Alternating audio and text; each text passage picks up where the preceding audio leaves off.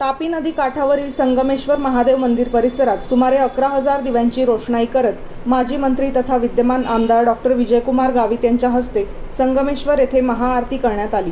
तापी नदी काठावरील या दीप सोहळ्याचा आनंद घेण्यासाठी मोठ्या संख्येने भाविक आणि नागरिक उपस्थित होते। तापी माईच्या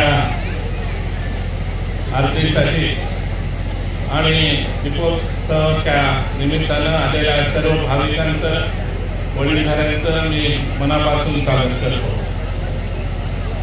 आणि सर्वप्रथम मी आपल्या सर्वांचे भेटीसाठी इथे उपस्थित आहे आणि म्हणून मला निवडणुकीमध्ये आपण सर्वांनी प्रचंड मताने निवडून दिलं त्याबद्दलही मी मनापासून स्वागत करतो।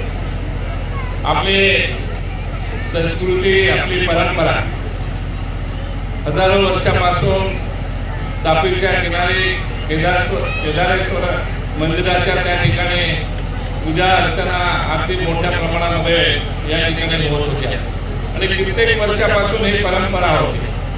त्या ठिकाणी काही वेळेला आरती पण होत होत्या, परंतु आपण बघितलं असेल गोदावरीच्या तीरावर, यमुनाच्या तीरावर मोठ्या प्रमाणामध्ये देशामध्ये ठिकठिकाणी वेगवेगळ्या नद्यांच्या किनाऱ्यावर या मात्यांच्या या ठिकाणी मोठ्या प्रमाणामध्ये आरत्या होत होत्या। म्हणून आपण हे नाशिकला खूप वर्षापासून आरती होत होती।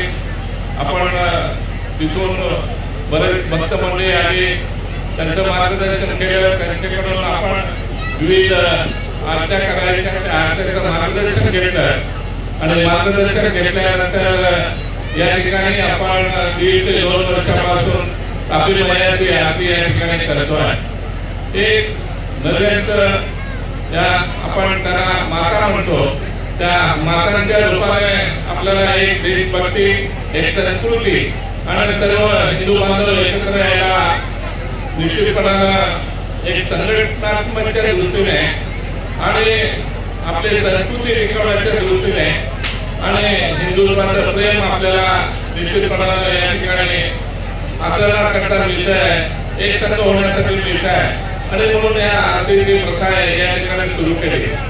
मी सर्वप्रथम या ठिकाणी तापी माई आरतीचे जे समितीचे अध्यक्ष, त्यांचे सर्व सदस्य, त्याचेही मी मनापासून आभार मानतो की त्यांनी सर्वांना हिंदू बांधवांना एकत्र आणून या ठिकाणी विविध आरतीच्या रूपानं आपण पूजा करत असतो।